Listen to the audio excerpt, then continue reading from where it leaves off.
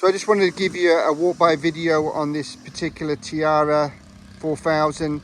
I do believe that this has the large optional swim platform on the boat. You can see that safety rail right here, custom built for this boat. If somebody wanted to take it off, I'm sure it comes off quite easily. You got your storage trunk. You're going to see your port and starboard side,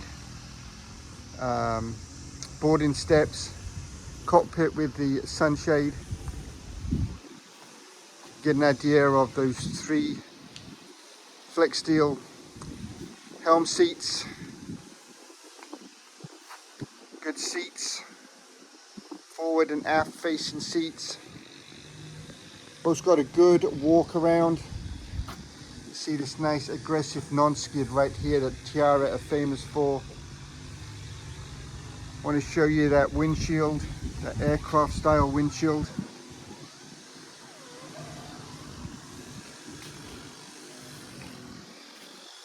Port lights, factory hardtop. Bottom of the boat was serviced and painted in late 2022. Boat's located in Cape Coral, Florida.